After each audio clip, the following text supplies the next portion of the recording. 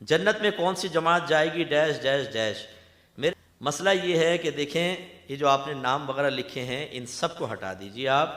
جنت میں وہ جائے گا جو دنیا کا مقصد پورا کرے گا، دنیا میں آمد کا مقصد پورا کرے گا. اور یہ مقصد کی تکمیل جو ہے وہ یقینی بات ہے کہ پہلے تو عقیدہ صحیحہ سے ہوگی، دوسرا احکام شرعیہ عملیہ سے ہوگی، اور تیسرا گناہوں سے اجتناب سے ہوگی. یہ تین چیزیں امپورٹنٹ ہوتی ہیں کہ آپ عقیدہ صحیح سیکھیں، صحیح العقیدہ ہوں آپ. نمبر دو، جو بھی عبادت یا معاملہ آپ کے لیے کرنا ضروری ہے اس کا اتنا علم سیکھنا ضروری ہوتا ہے کہ اس عبادت یا معاملے کو آپ کامل طریقے سے اغلاط سے پاک رہ کر ادا کر سکیں.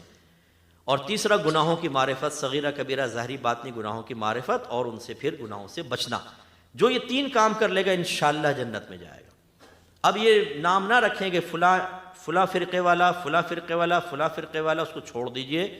ہو سکتا ہے کہ ہمارے اہل سنت کے اندر کوئی سنی آدمی کہتا ہے میں سنی ہوں، صلاۃ والسلام بھی پڑھتا ہے سب کچھ، لیکن ایک دفعہ اس نے ظاہر کیا کہ وہ کہتا ہے یار میرے کبھی کبھی ذہن میں آتا ہے دو خدا ہیں، تب یہ نظام چل رہا ہے. تو کیا صرف سنی کہلانے کی وجہ سے جنت میں چلا جائے گا؟ بولیے نہیں جائے گا. ٹھیک ہے، یہ بات ذہن میں رکھیں.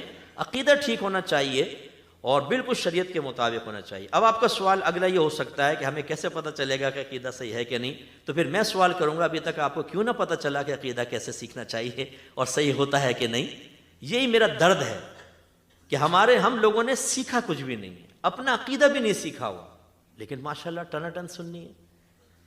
بالکل ایسے جیسے آپ کوٹ پہن کے آ جائیں اور اسٹیٹسکوپ اور کہیں آئی ایم اے ڈاکٹر، اور میں پوچھوں کہ ڈگری دکھائیں تو مجھے پڑھا کچھ نہیں ہے. فقیر نے ابا جان ڈاکٹر تھے، ان کو 2-4 دفعہ آپریشن کرتے ہوئے دیکھا ہے، بس یہ ہو گیا، لائیے اپنے ابا کو لٹا دیجئے میں آپریشن کرتا ہوں، اور میں لٹا دوں گا اپنے ابا کو سامنے نا.